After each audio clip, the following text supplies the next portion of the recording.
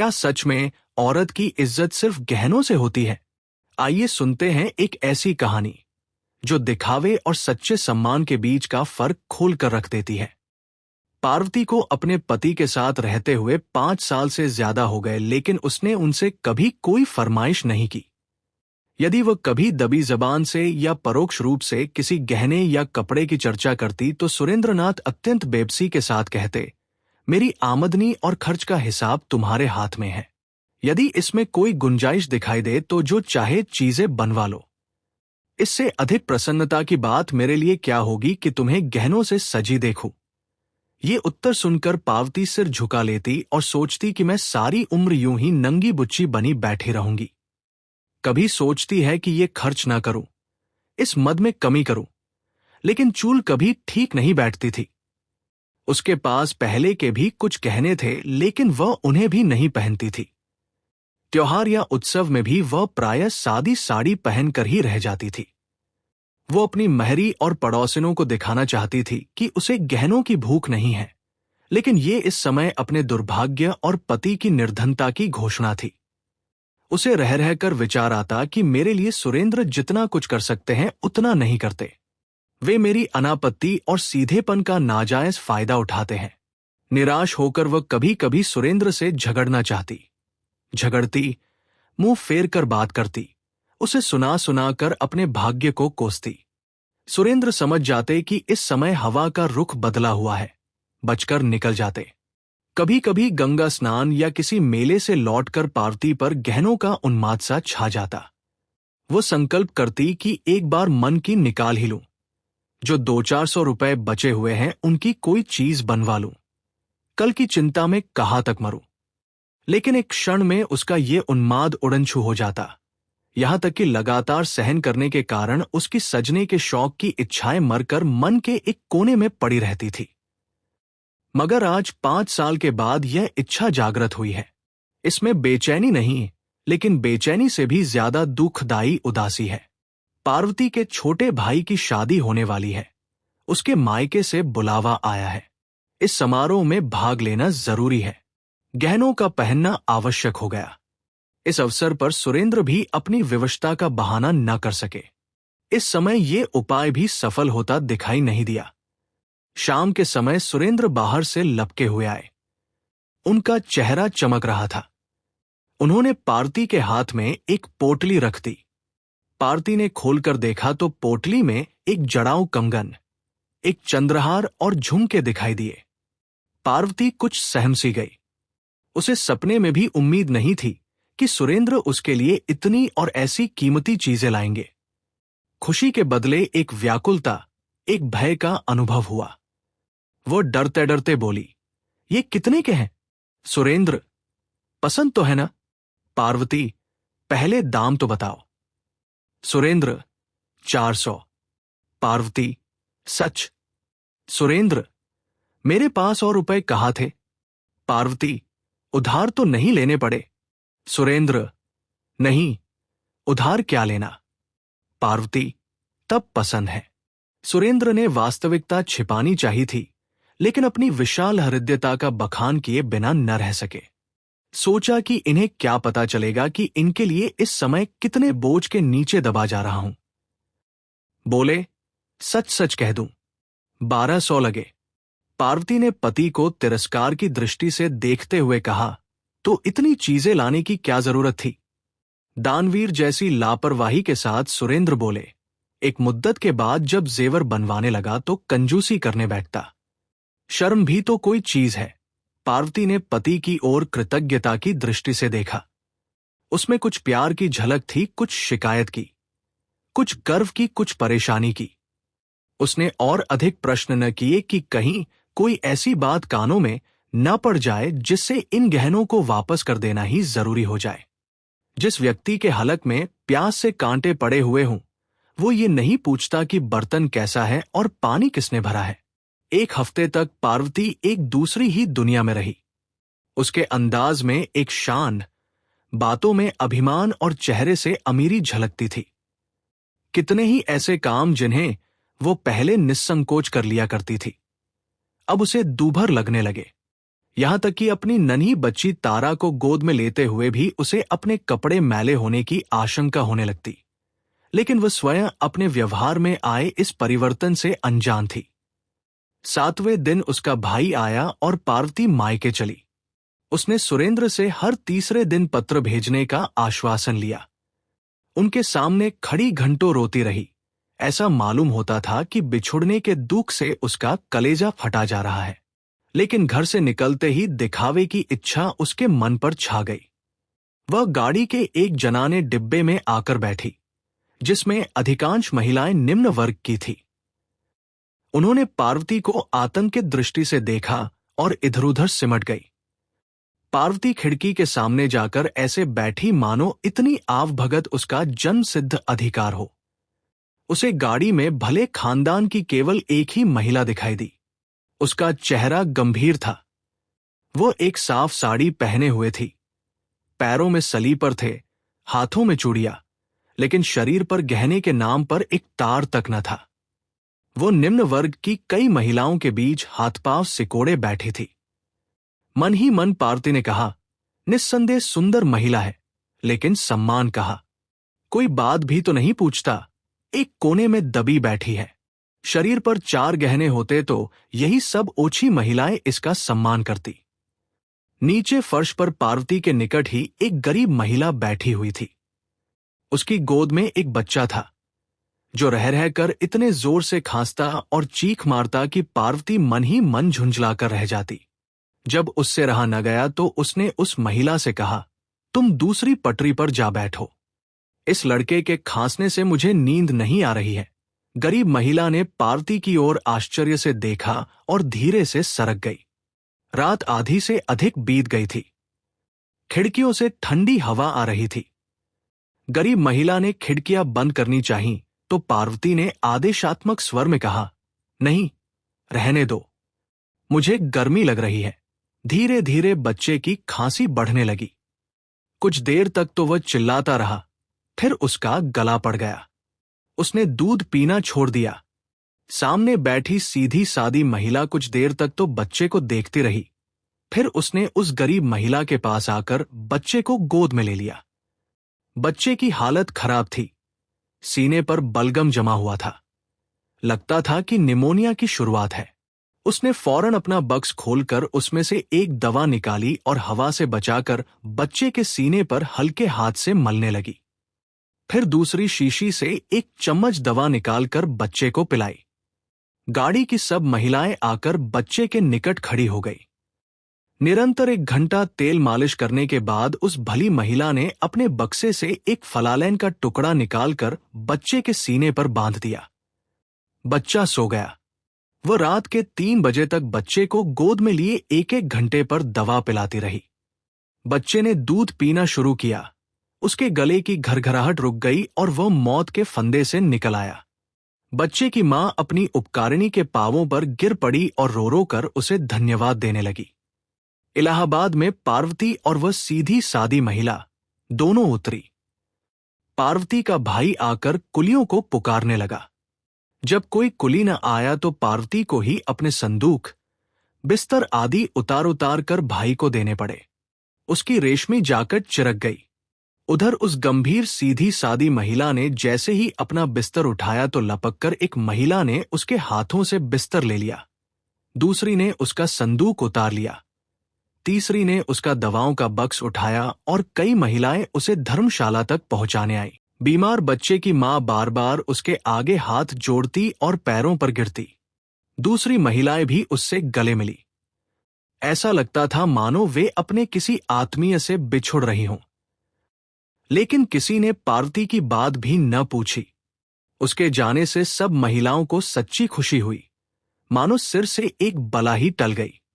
अब उन्हें जरा कमर सीधी करने की जगह तो मिलेगी।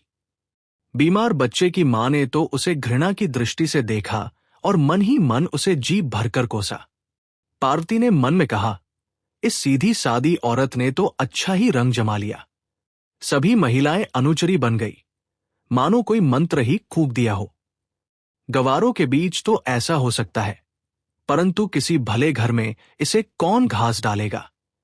पार्वती का मायका शहर से सटी एक ऐसी बस्ती में था जिसे न शहर कह सकते थे न देहात। वहां शहर की तो एक भी सुविधा न थी, मगर देहात के सभी कष्ट मौजूद थे। न शहर की सड़कें, लालटेनें, नालियां थी, न देहात का विस्तार, हरियाली और हवा। वहां का दूध शहर वाले पीते थे, सब्जी शहर वाले खाते थे, लकड़ी शहर वाले जलाते थे। वहां के मजदूर काम करने शहर में जाते थे। खाने पीने की चीजें वहां शहर से आकर ही बिकती थी। पार्वती के पिता के पास कुछ जमीन थी, लेकिन वे मजदूरों की कमी के कारण खेती न कर सकते थे। उसके दोनों भाई अंग्रेजी पढ़ते और वकालत का सपना देखते थे। भोले भाले से चालाक बनने की धुन सवार थी। बेटी का ठाडबाद देखकर पार्वती की मां खुली न समाई। उसकी दुनिया उन्हीं इनेगिने मकानों और उनके निवासियों तक सीमित थी। वहां के गहने पड़े, शादी ब्याह, झगड़े टंटे उसके अस्तित्व की धुरी थे। वो उनमें ही बसती थी और उन्हीं का सपना देखती थी। मोहल्ले में किसी के घर बच्चा पैदा होना उसके लिए पनामा नहर के उद्घाटन से भी बड़ी घटना थी, और किसी घर में एक नए कंठे का बनना देहली के निर्माण से कहीं अधिक शानदार। पार्वती को देखकर बाग बाग हो गई। उसे साथ लेकर पड़ोसिनों के घर गई। जो भी उसके कंगन और चंद्रहार को देखता लोटपोट हो जाता। मां सामने वाले की सामर्थ्य के अनुसार उन गहनों का मूल्य बढ़ाती रहती थी। 2-3 दिन पूरे मोहल्ले में उन गहनों की नुमाइश हुई। पार्वती का सिक्का जम गया, उसका रौब बैठ गया। पार्वती की चाल ढाल से एक शान टपकती थी। वो खाना खाने बैठती तो नाक सिकोड़ लेती, घी बेस्वाद है। पानी पीती तो मुंह बनाकर, ठंडा नहीं है। मां सबको सुना सुना कर कहती, भला इनसे पूछो घर का सा सुख यहां कहां मिलेगा। वहां अपने मन का खाती थी, अपने मन का पहनती थी। यहां गृहस्थी में तो मोटामहीन सब मिलेगा, मगर बेचारी में जरा भी ऐंठ नहीं है। वही पुराना स्वभाव है, वही अल्हड़पन। पार्वती की बिटिया तारा पूरे मोहल्ले की गुड़िया बनी हुई थी। सभी छोटे बड़े उसे गोद में उठाते और प्यार से चूमते। कोई कहता, बेटी ये हंसली हमको दे दो, तो तारा तोतली बोली में कहती, हमारी है। कोई पूछता, बेटी ये कड़े किसने बनवाए हैं? तारा कहती, मेरे बाबूजी ने। शादी का दिन निकट आ गया। रस्म रिवाज होने लगे। मोहल्ले की औरतें बन सवर कर आने लगी, लेकिन पार्वती उन सबकी रानी लगती थी। सभी औरतों की दृष्टि उसके कंगन, चंद्रहार और झुमकों पर ही टिकी रहती। सब उससे दबती, उसका लिहाज करती, उसकी हां में हां मिलाती। पार्वती को यह सम्मान केवल अपने गहनों के बल पर ही मिल रहा था। बारात चलने के दिन न्योते में सुरेंद्रनाथ भी आए। जब वे शाम के समय घर में गए तो मुस्कुराकर पार्वती ने कहा, आज जी चाहता है कि तुम्हारी पानखूल से पूजा करूं। मुस्कुराकर सुरेंद्र ने कहा, बना रही हो? पार्वती, नहीं, सच कहती हूं। इस समय मन यही चाहता है। तुम्हारे इन गहनों ने मेरा बोलबाला कर दिया। सारे मोहल्ले में धाक जम गई, सबकी सब पानी भरती है। ये न होते तो झूठे भी कोई बात न पूछता। अपनी जमा अपने घर में है, लेकिन नेकनामी मुफ्त। ऐसा सौदा और क्या होगा? सुरेंद्र, मैं जानता तो 2-1 चीजें और ले लेता। पार्वती, ओह, तब तो सारे मोहल्ले में मैं होती। औरत की इज्जत गहने पड़े से होती है, नहीं तो अपने मां बाप भी आंख से गिरा देते हैं। सुरेंद्र पछताए कि और गहने क्यों न खरीद लिए। भले ही 2-400 और उधार हो जाते, इसकी लालसा तो मिटती। पार्वती को मायके में रहते 2 महीने हो गए। सुरेंद्र को दफ्तर से छुट्टी न मिली कि आकर ले जाते। शादी का सब काम पूरा हुआ। मेहमान विदा हो गए, सन्नाटा छा गया। धीरे धीरे पड़ोसिनों का आना जाना भी बंद हुआ। पार्वती के गहनों के 4 दिन के साम्राज्य का अंत हो गया। वही गहने थे, वही कपड़े, मगर अब उन्हें देखने में क्या आनंद आता। अब पूरे पूरे दिन पार्वती अकेली बैठी रहती। कभी कोई औरत मिलने आ भी जाती तो बस 2-4 बातें करके ही अपनी राह लेती। किसी को भी अपने घर के कामकाज से फुर्सत न थी। ये अकेलापन पार्वती को बहुत अखरता। मायके से उसका मन उचाट हो गया। उसे पता चल गया कि नित्य नए गहने बनते रहने से ही उसकी बात बनी रह सकती है। पुराने तमाशे को कोई मुफ्त में भी नहीं देखता। कोड़ में खाज ये हुई कि और भी कई घरों में उसके जैसे गहने बनने लगे। यहां तक कि एक मनचले शौकीन बनिए ने, जिसे नमक के काम में बड़ा भारी लाभ हुआ था, कलकत्ते के बने हुए कंगन और हार मंगवाए, जिन्होंने पार्वती का रंग फीका कर दिया। रही सी बात भी जाती रही। रेत की दीवार भर भरा कर ढह गिरी। एक दिन पार्वती अकेली बैठी सुरेंद्र को पत्र लिख रही थी कि अब यहां जरा सा भी मन नहीं लगता। 2 दिन की छुट्टी मिले तो मुझे ले जाओ। इतने में उसकी बचपन की सहेली बागेश्वरी उससे मिलने आई। वो पार्वती के साथ खेली हुई थी। उसका ब्याह एक गरीब खानदान में हुआ था, लेकिन उसके पति ने रंगून जाकर खूब पैसा कमाया और 4-5 साल के बाद लौटा तो पत्नी के लिए एक मोतियों का हार लेता आया। बागेश्वरी आज ही मायके आई थी। पार्वती ने उसका मोतियों का हार देखा तो आंखें खुल गई। 2000 से कम का नहीं होगा। पार्वती ने उसकी प्रशंसा तो की, लेकिन उसका दिल बैठा जाता था। जैसे कोई ईर्ष्यालु कवि अपने नौसिखिए प्रतिद्वंद्वी की कला की प्रशंसा करने में कंजूसी करे। ये रोग पार्वती की आत्मा में घुन की तरह लग गया। उसने दूसरों के घर आना जाना छोड़ दिया। मन मारे अपने घर में ही बैठी रहती। उसे ऐसा लगता था कि अब औरतें, यहां तक कि उसकी मां भी उसे तिरस्कार की दृष्टि से देख रही है। पहले गहनों की चर्चा में उसे एक विशेष आनंद मिलता था।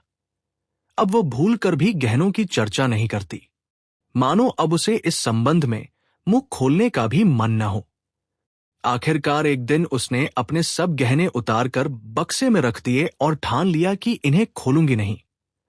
उसे इन गहनों के खरीदने पर पछतावा होने लगा। दिखावे की चाह में जिंदगी के सुखचैन में बेकार खलल पड़ गया। वह बिना गहनों के ही अच्छी थी कि यह मुफ्त की उलझन तो नहीं थी। घर के रुपए गवाकर यह सिरदर्द खरीदना बड़ा महंगा सौदा है। 30 के दिन पार्वती की मां ने कहा, बेटी, आज मोहल्ले की सब औरतें स्नान करने जा रही हैं। तुम भी चलोगी? पार्वती ने उपेक्षा से कहा, नहीं, मैं नहीं जाऊंगी। मां, चलती क्यों नहीं? बरस बरस का त्योहार है, सब अपने मन में क्या कहेंगी। पार्वती, जो चाहे कहें, मैं तो जाऊंगी नहीं। क्वार के दिन थे। सुरेंद्र को अभी तक छुट्टी नहीं मिली थी। पार्वती ने जल भुन कर उन्हें कई चिट्ठियां लिखी थी, पर इधर 2 हफ्ते से पत्र लिखना बंद कर दिया था। उसे अपनी जिंदगी बोझ लगती थी। मोहल्ले में बुखार और चेचक का प्रकोप था। कोई किसी के घर आता जाता न था। नाश्ते के बदले घरों में काढ़ा पकता था। अस्पताल में मेला सा लगा रहता था। वैद्य और हकीम पत्थर के देवता बने हुए थे। एक दिन पार्वती की मां ने कहा, बेटी, आज शीतला देवी आ रही हैं, चलो उनसे मिलाए। पार्वती, शीतला देवी कौन है? मां, ये तो नहीं जानती, मगर कभी कभी यहां आया करती है। औरत क्या है, देवी ही है। पार्वती, क्या करती है? मां, यहां तो जब आती है बीमारों की दवा दारू करती है और किसी से एक पैसा भी नहीं लेती। पार्वती, तो घर की मालदार होंगी। मां, नहीं, सुनती हूं कि सिलाई करके गुजबसर करती है। ब्याह के बाद ही पति हैजे से मर गया, उसका मुंह तक नहीं देखा। तब से इसी भांति काम कर रही है। पार्वती, तो क्या अभी उम्र अधिक नहीं है? मां, नहीं, अभी उम्र ही क्या है। नारायण ने जैसी शक्ल सूरत दी है, वैसा ही स्वभाव है। किसी महल में होती तो महल जगमगा उठता। ऐसी हंसमुख, ऐसी मिलनसार की पास से हटने का मन नहीं होता। जब तक यहां रहती है, भीड़ लगी रहती है, पूरा मोहल्ला घेरे रहता है। इतने में महरी ने आकर कहा, बहूजी, शीतला देवी आई है और पाठशाला में बैठी हुई लड़कियों से कुछ पूछ रही है। कई लड़कियों को तो इनाम भी दिए हैं। मैं भी जाती हूं, जरा दर्शन कराओ। मां ने कहा, अरे तू पानी तो भर दे, न जाने कब तक लौटेगी। महरी, अभी लौटी आती हूं। कहीं ऐसा न हो कि चली जाए। मैरी के जाने के 1 घंटे बाद पार्टी की वही मोतियों के हार वाली सहेली आकर बोली, चलो बहन, शीतला देवी से मिलाए। मोहल्ले की सभी औरतें जा रही हैं। पार्वती को भी उत्कंठा हुई। तारा को एक अच्छी सी फ्रॉक पहना दी, परंतु स्वयं वही सादी सी साड़ी पहने हुए शीतला से मिलने चली। गहने नहीं पहने। जब दोनों सहेलियां पाठशाला में पहुंची तो औरतों और बच्चों की भीड़ जमा थी। शीतला देवी जमीन पर बैठी हुई बच्चों को देख रही थी और बक्स से निकाल निकाल कर दवा देती जाती थी। मानो पेड़ों की छाव में एक उजला कुंड था, वैसा ही मौन, गंभीर, शांतिमय और सुंदर। शीतला की आंखों से एक चित्ताकर्षक पवित्रता झलक रही थी। पार्वती ने उसे पहचान लिया। ये वही सीधी सादी महिला थी जिसे उसने गाड़ी में देखा था। पार्वती ने देखा कि इस औरत के सामने मैं कैसी निकृष्ट हूं। और कुछ मैं ही नहीं, मोहल्ले की वे सभी औरतें जो गहनों से गोंदनी की भांति सजी हुई हैं, इस औरत के सामने सेविकाओं की भांति खड़ी हैं। यदि ये सभी अपने को सोने से मंडवा ले तो भी क्या इनका ऐसा सम्मान हो सकता है? इससे बात करके कौन निहाल नहीं हो जाता? और जो बीमार है वे तो मानो बिना दाम के ही गुलाम है। सचमुच इसी का नाम सम्मान है। ये क्या कि 4 औरतें आवे और आंखें मटका मटका कर हमारे गहनों का बखान करने लगे, मानो हमारा शरीर नहीं बल्कि गहनों की नुमाइश का मैदान ही हो। आज से 1 महीना पहले शायद इस प्रकार के विचार पार्वती के मन में न उभरते, लेकिन आजकल गहनों से उसका मन फिरा हुआ था। सामान्य रूप से दार्शनिक विचारों के मूल में निराशा और उदासी ही होती है। पार्वती चित्रलिखित सी खड़ी शीतला देवी का तौर तरीका, बात करने का ढंग और आत्मीयतापूर्ण व्यवहार ध्यान से देखती रही। वह सोचती थी, ये औरत कितनी सुंदर है, लेकिन इसके साथ ही इच्छाओं से कितनी मुक्त। मैं सम्मान की भूखी हूं, लेकिन मैं जिसे सम्मान समझती थी वो यथार्थ से कितना दूर है। मैं अभी तक छाया के पीछे ही भाग रही थी। आज उसका वास्तविक रूप दिखाई दिया है। जब शाम ढल गई और भीड़ छंटी तो शीतला देवी की दृष्टि पार्वती पर पड़ी। वो उसे तत्काल पहचान कर बोली, बहन, तुम्हें तो मैंने रेलगाड़ी में देखा था। पार्वती ने कहा, हाँ, उस दिन मैं यहां आ रही थी। शीतला देवी ने पार्वती को सर से पांव तक देखा और फिर उसकी सहेली बागेश्वरी की ओर प्रश्नवाचक दृष्टि से देखा। मुस्कुराकर बागेश्वरी ने कहा, कुछ दिनों से गहने नहीं पहनती। शीतला, क्या गहनों से नाराज है? बागेश्वरी, इनका मन ही जाने। पार्वती, आप भी तो नहीं पहनती। शीतला, मुझे मयस्सर ही कहा। मैं तो भिखारिन हूं, बहनों की सेवा करती हूं और पुण्य के मार्ग में वे जो कुछ दे देती हैं उसी से अपना पेट पालती हूं। पार्वती, मुझे भी अपने जैसी भिखारिन बना दीजिए। शीतला देवी हंसकर उठ खड़ी हुई और बोली, भीख मांगने से भीख देना बहुत अच्छा है। रात में जब पार्वती लेटी तो शीतला देवी का दमकता चेहरा उसकी आंखों में नाच रहा था, जो उसके मन को खींचे लेता था। उसने सोचा, क्या मैं भी शीतला देवी बन सकती हूं? तत्काल सुरेंद्र उसके सामने आकर खड़े हो गए। तारा रो रो कर उसकी गोद में आने के लिए मचलने लगी। जीवन की इच्छाओं की एक बाढ़ ही उठ खड़ी होकर टक्कर मारने लगी। नहीं, शीतला देवी बनना मेरे वश में नहीं है, लेकिन मैं एक बात कर सकती हूं और वो अवश्य करूंगी। 1 सप्ताह में पार्वती अपनी ससुराल आ पहुंची। सुरेंद्र ने उसका मुरझाया मुंह देखा तो आश्चर्य से बोले, गहनों से रूठ गई क्या? पार्वती, पुराने हो गए, नए बनवा दो। सुरेंद्र, अभी तो इन्हीं का हिसाब चुकता नहीं हुआ। पार्वती, मैं एक उपाय बताती हूं। इन गहनों को वापस कर दो, वापस तो हो जाएंगे। सुरेंद्र, बहुत आसानी से। इन 2 महीनों में सोने का भाव बहुत चढ़ गया है। पार्वती, तो कल वापस कराना। सुरेंद्र, पहनोगी क्या? पार्वती, दूसरे गहने बनवाऊंगी। सुरेंद्र, और रुपए कहाँ हैं? पार्वती, उन गहनों में रुपए नहीं लगेंगे। सुरेंद्र, मैं तुम्हारा मतलब नहीं समझा। पार्वती, ये गहने जी के जंजाल है। इनसे मन भर गया। इन्हें बेचकर किसी बैंक में जमा कर दो। हर महीने मुझे उसका ब्याज दे दिया करना। सुरेंद्र ने बात हंसी में उड़ानी चाहिए, लेकिन पार्वती के हाव भाव से ऐसा दृढ़ संकल्प प्रकट होता था कि वे उस विषय में गंभीरता से विचार करने पर विवश हो गए। दूसरे महीने में शीतला देवी के नाम 12 रुपए का एक गुमनाम मनी ऑर्डर पहुंचा। कूपन में लिखा हुआ था, यह तुच्छ धनराशि स्वीकार कीजिए। ईश्वर की इच्छा हुई तो ये धनराशि स्थायी रूप से प्रतिमाह मिलती रहेगी। आप इसे जिस भांति चाहें खर्च करें। अब से दुआएं ही मेरा आभूषण होंगी। ये धातु के टुकड़े तो जी के जंजाल है, इनसे मेरा मन भर गया है। तो यही सीख देती है ये कहानी कि असली सम्मान गहनों या दिखावे से नहीं, बल्कि अच्छे कर्म और सेवा भाव से मिलता है। अगर आपको ये कहानी अच्छी लगी हो तो वीडियो को लाइक करें, चैनल को सब्सक्राइब करें और अपनी राय कमेंट में जरूर बताएं।